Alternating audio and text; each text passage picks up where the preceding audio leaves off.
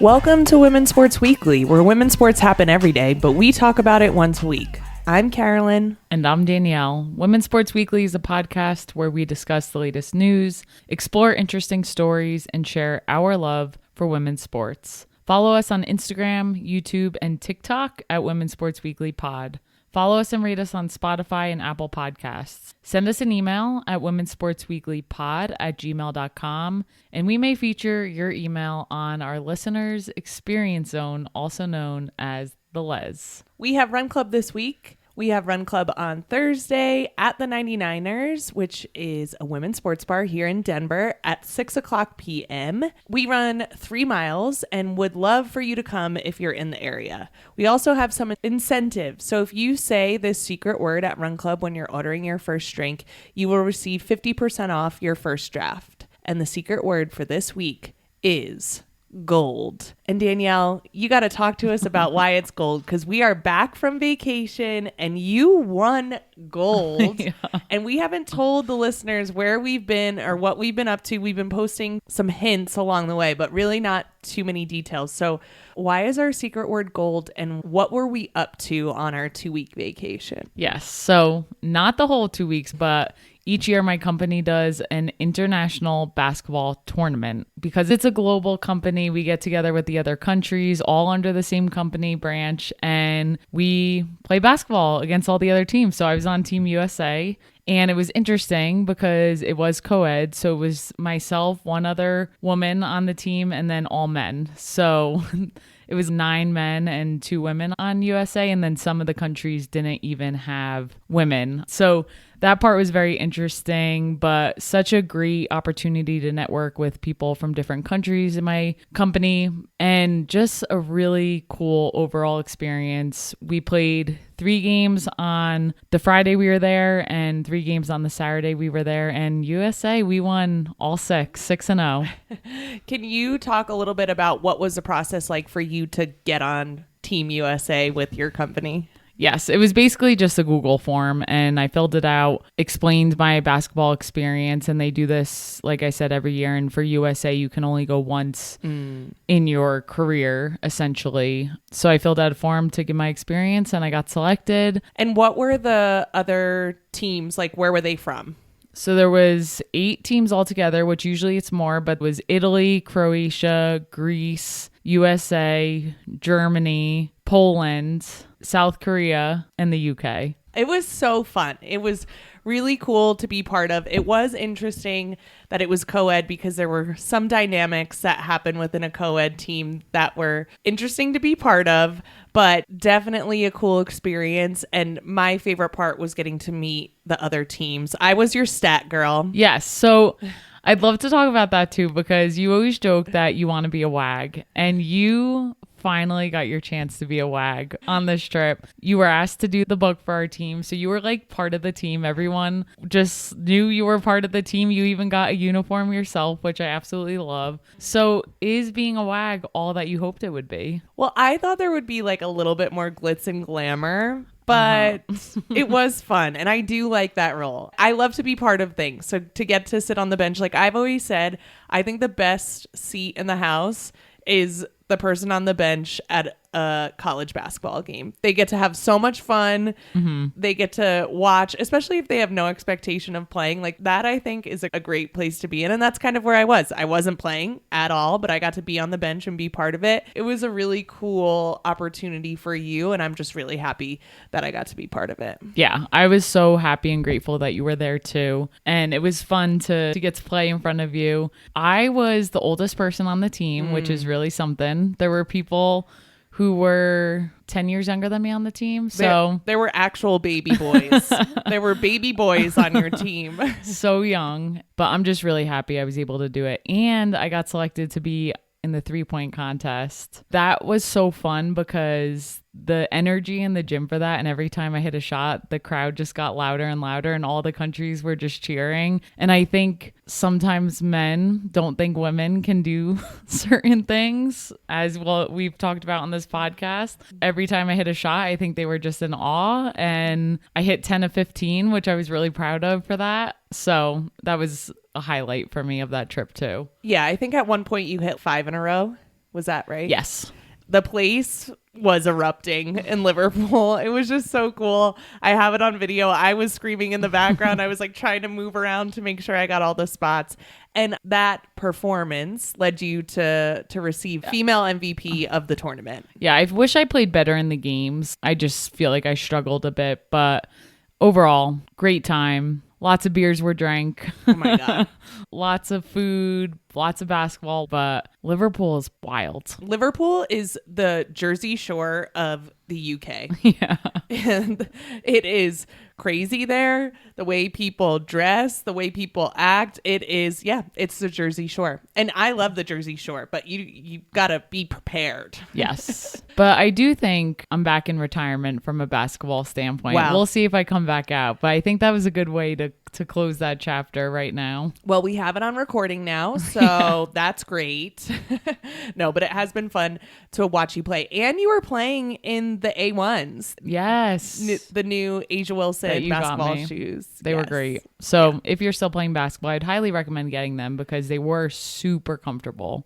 Yes. Big fan. But we also did other things on this trip. So we spent some time in Scotland on the front end of the trip, and then you and I ended it in Switzerland. And I will say to everyone, if you have the opportunity to travel overseas, Scotland and Switzerland were both incredible.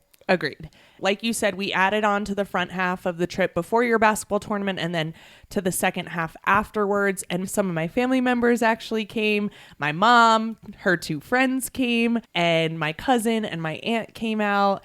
And they got to watch you play basketball, and they also joined us in Scotland. So we have a travel journal that we share together, which if you're in a couple and you go travel somewhere, I highly recommend this because it's been so great to look back on the places that you and I have traveled and see our perspectives. And we started it at our honeymoon, and now we've done Kenya, and now we've done this trip. I wrote down multiple times how lucky I felt that, one, my family got to be there. That time with my mom, I just thought was so important and so nice, and time with her friends and my cousin and my aunt, especially as people are getting older and we're getting older. I'm so thankful for that time. Yep. And they love you and loved getting to watch you play basketball, which was so fun.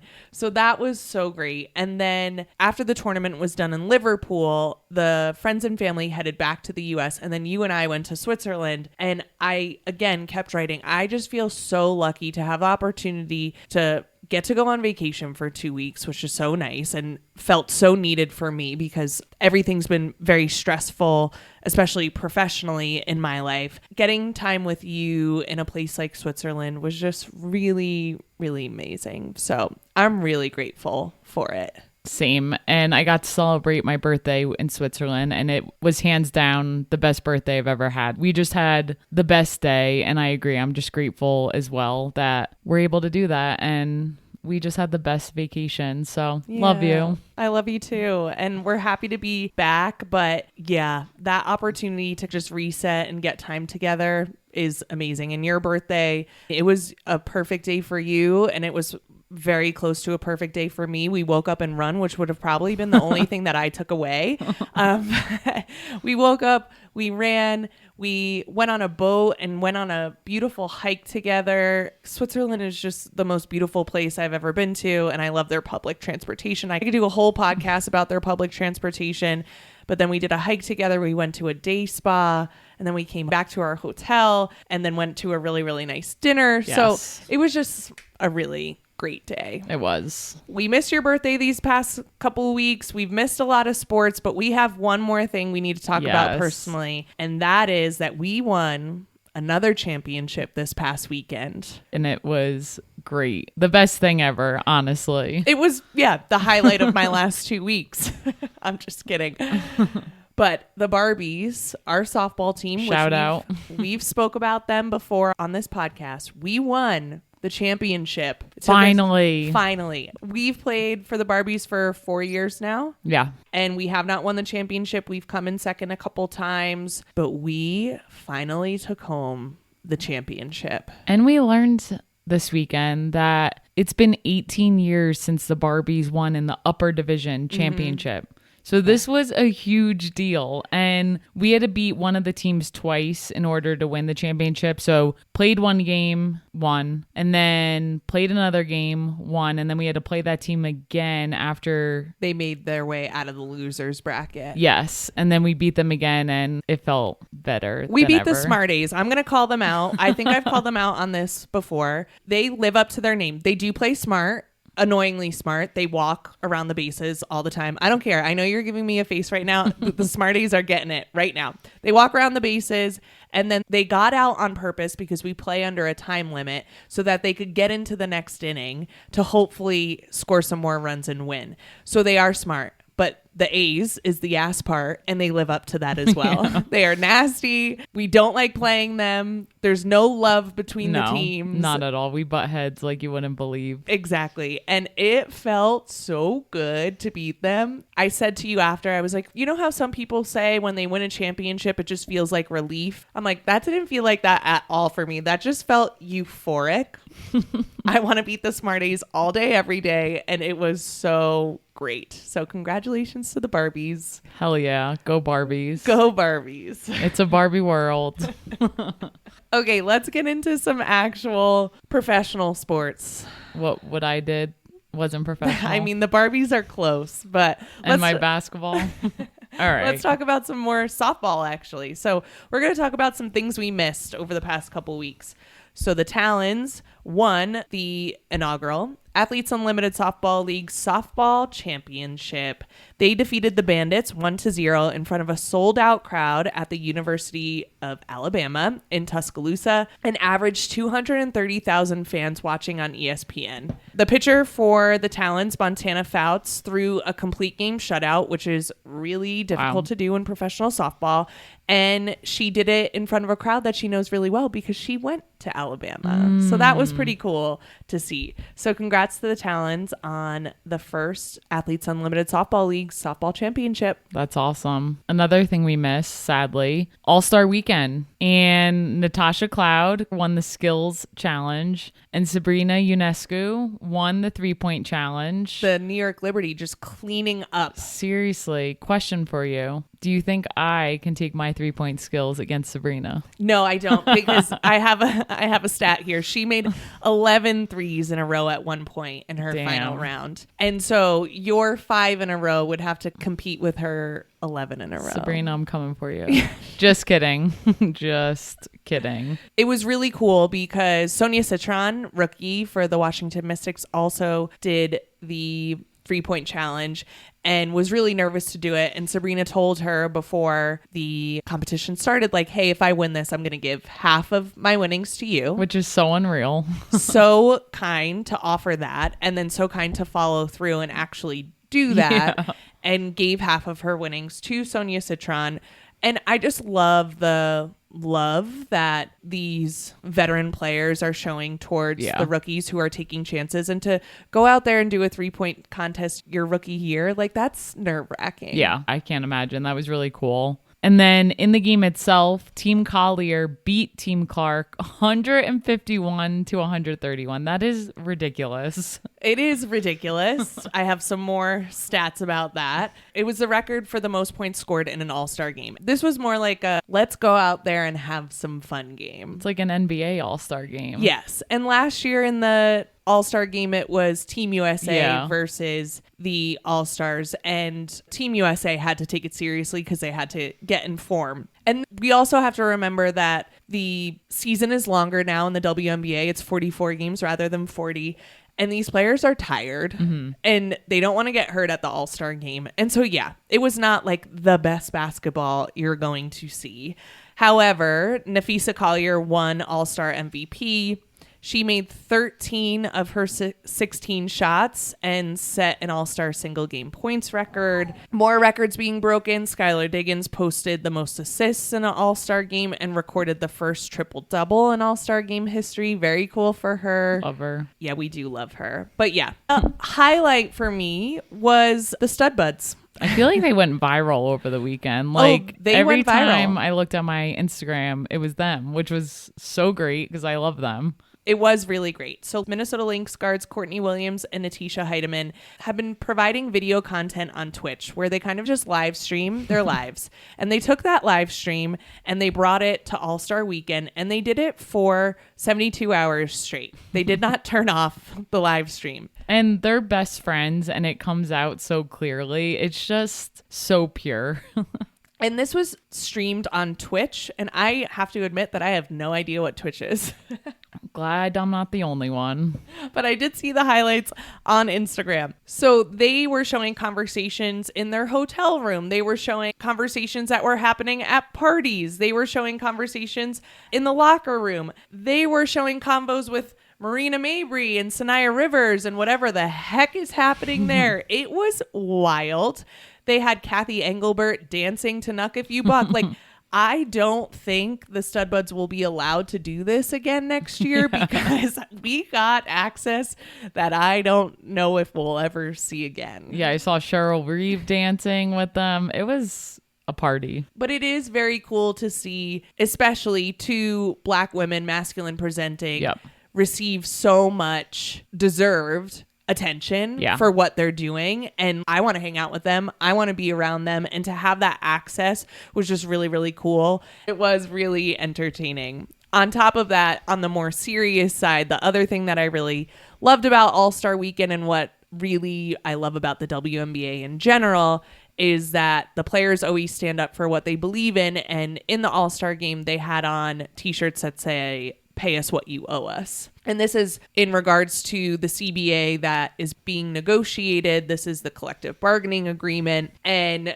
during the All-Star game, during the trophy presentation, fans in Indianapolis, which I don't love to give Indiana Fever fans a lot of credit, but I'm going to give them a lot of credit here. They broke out into a pay them chant, which I thought was really amazing. And Brittany Sykes, Slim from the Washington Mystics, who made it to All-Star Weekend, I'm so happy for her, was standing behind Kathy Engelbert with a sign that said, "Pay the players." Yep. And during All-Star Weekend, CBA negotiations were happening with the Players Union and the WNBA. There were over 40 players, which is apparently a record at the bargaining session, which is really, really great. And I know that the WNBA players are frustrated with how the negotiations are going and understand that frustration. And also, I think it's a great opportunity for us as fans to continue to put on the pressure. Yeah. Of these women need to be paid. They need to be paid more. There's no reason a rookie should be making what they're making. They need to figure out how they're going to manage injuries as the number of games in a season increases. There are a lot of things on the table that are very, very important. And I think this is where we as fans can have some power of putting the pressure on the WNBA to continue to do that. Yep. Yeah, I think that's going to be important. So I'm really curious to see what comes out of all of this. Like, I feel like we've been talking about the CBA for so long now, and I'm just dying to know what the outcome is going to be. And I hope it's in the players' favor. I hope it's historic, and these negotiations just must be really tough and tense. Yeah. Because the WNBA is looking at the bottom line, and the players deserve so much more. And it's pretty amazing to me that Kathy was like dancing to Knuck If You Buck and then joining a CBA session, because there is going to be that natural tension where one side is not going to try to give as much because they're going to try to make as much money as possible. And the other side is like, we deserve to be making that money, and they're 100% right. So yeah. We'll be keeping our eyes on that for sure. Let's get into some more quick hits. What did we miss these past couple weeks? So first thing, Unrivaled signed 14 women's college basketball players to NIL deals, which I absolutely love. Juju Watkins, Lauren Betts, Hannah Hidalgo, AZ Fudd, Flau'jae Johnson are just a few of them. I know. It was really cool to see the content that Unrivaled always puts out, where they had AZ Fudd and Juju Watkins together. And they also had Lauren Betts' sister, Sienna Betts, who will be at UCLA this year. So really cool to see how Unrivaled is investing in the future by giving these players NIL deals. And I think it's really smart because a lot of people will watch college basketball, not necessarily the WNBA. And I do feel like that's shifting a little more. Like, people are starting to follow, but historically speaking, so to get the attention from these college kids into Unrivaled now. It's just the translation is so smart. That's a great point. Like people who follow AZ Fudd who might not be watching right now, who really like her, maybe they don't know what Unrivaled is, and now it's getting those sparks flying. So yeah, I just think that's a really smart move. They got a good little business model going over there. I mean, Brianna Stewart and Nafisa Colley are no dummies. That's why having a player-led league is special. I hope the WNBA is taking notice when they're negotiating their CBA contracts. Another fun highlight, Cameron Brink is back. She is back after a knee surgery, after a torn ACL. It's been 13 months. Damn. It's a long time. She was the 2024 number 2 draft pick. In her first game back, she played limited minutes, but she had 5 points and 3 rebounds. The Sparks ended up losing to the Las Vegas Aces 89-74. I'm just really happy to have her back. I can imagine that it is difficult to come back after an injury like that and come back into WNBA form. So just really hoping she finds her groove. And it would be great for LA if they could find a spark in Cameron Brink and take that with them into the end of the season. Yeah, I think it will take some time, as all injuries do, and just getting back to the speed of the game. But I'm hoping she gets more comfortable and does some good things. On top of that, maybe exciting news, maybe not exciting news, depending on what kind of fan you are. Dejanay Carrington is heading to the Minnesota Lynx. She is leaving the Dallas Wings and headed to the Minnesota Lynx in a trade for Diamond Miller, Carly Samuelson, and Minnesota's second-round draft pick in 2027. I know that Dejanay Carrington has like a special relationship with Paige Beckers, but if I'm Dejanay, I'm like, peace out, Dallas. Yeah. This is wild here. Yep. The coach doesn't look like he knows what he's doing. The players have wide eyes when they're sitting on the bench. Yeah. So I can imagine it must be a little bit difficult, but go on to Minnesota, who's going to be championship contenders. Seriously. See you later. The trade deadline is this Thursday, so I'm sure there's going to be a lot more. Alyssa Peely's headed to the LA Sparks, which is exciting, but I'm sure we'll see some more before this podcast comes out. Yes. We are going to pause for a quick ad for ourselves. We love putting this podcast together and we want to continue to do it. We create, produce, and edit the podcast ourselves. And there are simple ways you can help support us. You can rate, subscribe, give a positive review, and share our podcast with people you love. If you have a sports fan and you know they love women's sports and they're not listening, share our podcast with them. That would be awesome. Also, for anyone who has rated the podcast, if you send us a screenshot of your 5-star rating, we will send you a Women's Sports Weekly sticker. I love seeing the stickers all around. We've posted some stickers now in Europe, so be on the lookout. If you go up a random tower in Switzerland, you may just find a Women's Sports Weekly sticker. And a random pole somewhere in Scotland. Yeah.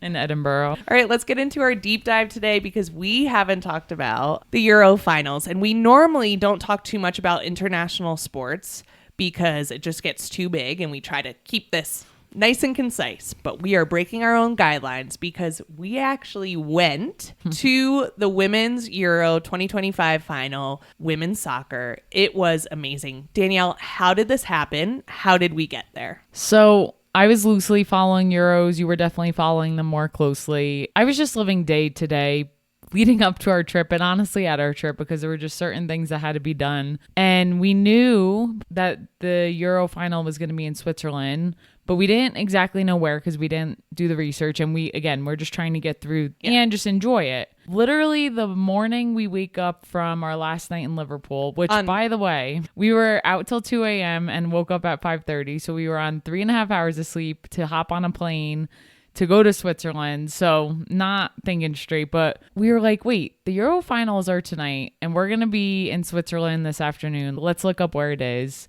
Happens to be that the stadium was an hour train ride from where our hotel was. So before hopping on the plane to Switzerland, what did we do? We bought tickets to the games, dropped our stuff up at our hotel, still on 3 hours of sleep, got ready, got on a train and went to the stadium to watch this amazing Euro Cup finals. Yeah, it was really cool. It was one of a few spontaneous things we did on vacation, which I love when like vacation sides come out and you're like, yeah, I'm on vacation. Let's just do whatever. And I was like, yeah, we're in Switzerland and it's only an hour away and we can get tickets for relatively cheap. Like, we're going. And you said I surprised you with that because you didn't think I'd be so spontaneous. I didn't. And I knew, like, I had been keeping track of the Euros, just kind of like what was happening, but I didn't know that you would be so interested. And you were like, yeah, we're going. This is like a once in a lifetime thing. And I was like, you're right. Let's go. Yeah. So it was Spain versus England, and these two teams really put on a show. We were sitting in the España. Is that okay to say? España. We were sitting in the Spain section. We, by the way, were like basically on the floor behind the goal. I don't know how we got these tickets. So I was rooting for Spain because I was like, these fans are awesome. And being in that section, I was like, damn, I want Spain to win. And Spain was in control most of the game. So anyways, let's get into the actual game and talk about some stats here. So this was between world number 5 England and number 2 Spain, and England ends up winning this game after a penalty shootout. It was 1-1 after regular time and overtime, and then they go into a penalty shootout and England wins 3-1 in that shootout. But let's talk about this match just a little bit more. The first half was dominated by Spain. Yes. Domination. I was like, they might score 5 goals. Spain scored in the first half with a header from Mariana Caldente in the 25th minute. They were just in control.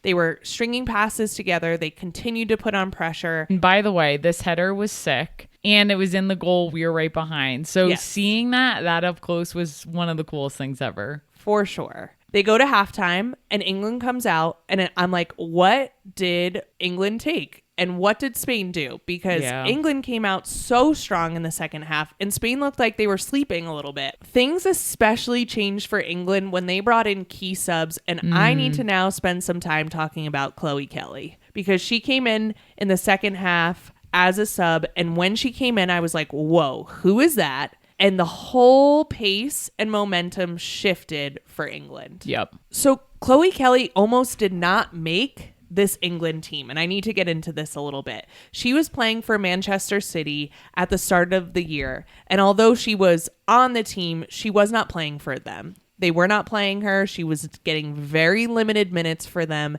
And she was very unhappy. So from what I've gathered, she shared that frustration with Man City. They kind of ignored and were like, this is how you're going to be used and it's limited. And she knew that in order to make the national team that she needed to get more minutes. So she goes on social media and she says, I'm extremely unhappy at Man City and I don't want to be here anymore. That was kind of the gist of it. And that social media pressure kind of made Man City put her out on loan. And she went on loan to Arsenal. And that is a way to do things when you're really, really unhappy. Yeah. So she goes to Arsenal and she ends up playing more and more at Arsenal. And Arsenal ends up winning the UEFA Women's Champions League. And Chloe Kelly is doing a lot better there. And she makes it onto the England team. For this England team, the entire Euros, she's been coming off as a sub. That's a hard thing to do. It's a hard position to be in unless you're like Lynn Williams or Chloe Kelly. Yep. So she is playing really, really well in this tournament. She subs into this game and she assisted in England's first goal of the match. She served the ball for a header from Alessia Russo, who scored in the 57th minute. So now it's 1-1. You spoke a little bit about the environment being on the Spain side. Can you just talk about the environment in general at this match? The fact that it was mostly England fans. You felt that way? I did. Yeah. Yeah, it definitely was. Is that what you're getting at, or? Well, I'm getting at that one, and also what was the vibe there, especially compared to other matches that we may have gone to in the U.S. Like, I just feel like a match in Europe is totally different. Everyone was super into it, and it was a sold-out crowd, and the waves and the singing, but I want you to tell me your perspective because I feel like you have something in your head and I'm just curious what you felt. No, that's it. The chanting, Spain was chanting, the fans were chanting the entire time, and then all of the England fans were just making so much noise.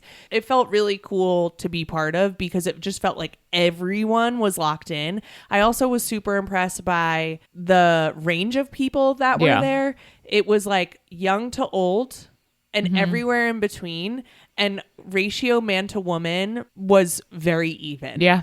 And me. some kids. So it was definitely a great crowd overall. All right, let's get back to this match. So regular time ends, it's 1-1. They go into overtime, 2 15-minute halves, and then Spain starts getting their possession back. And I thought that Spain was going to score in extra time. I know. But England just kept keeping their cool on defense. It was really cool because we were very close to the field to see how they positioned themselves on defense, and I was just really amazed by that.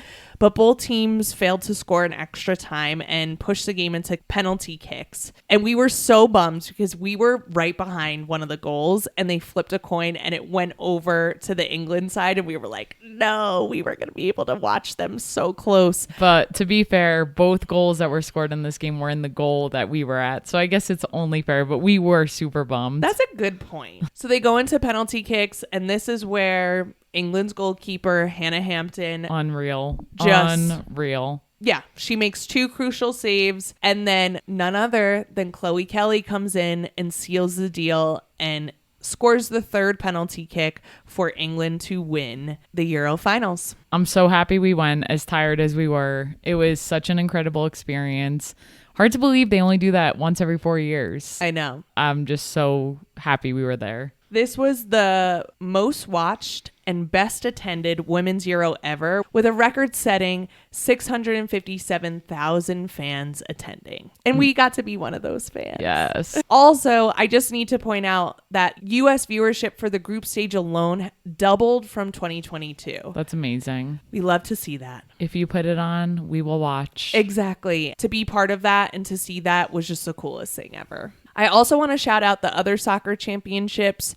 Number 36, Nigeria won the Women's Africa Cup of Nations title, beating Morocco 3-2. And then Brazil beat Colombia in penalties to win the Copa America Femenina final. And this was a crazy game. It was 4-4 before they went into penalties, and then Brazil takes it home. So congratulations, Brazil. Congratulations, Nigeria. And congratulations to England. Yes. So much soccer, so much football. Let's get into what we're looking forward to this week. Danielle, what do you have for us?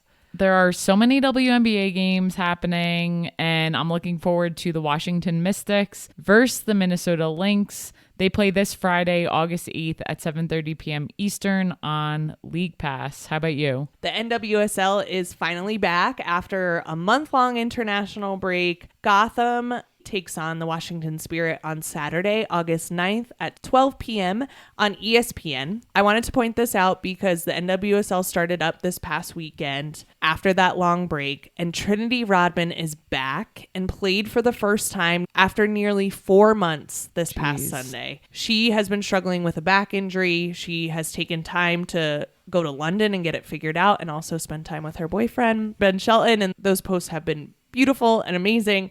But she is back on the pitch, and she came in as a sub, and the game was tied 1-1 between the Washington Spirit and the Portland Thorns, and she scored the game-winning goal to put them up 2-1. She was emotional after the game. She was crying. She said this injury, she might not ever play the same way again. And it's just heartbreaking. And to have her back and then to score, and she scored at home at Audi Field. And when she went in, the fans at Audi Field went crazy. So just really, really happy for her. And anyone who has injuries, I'm just like, just please take care of yourself and do what you need to do. And I hope things get better. So thinking about Trinity Rodman as well, and really happy for her that she's back out there. That is it for this week. We will see you next week on Women's Sports Weekly. In the meantime, watch women's sports and share the podcast with your friends. Rate and subscribe to the pod on Spotify, Apple, and YouTube. Thanks for joining us. See you next week.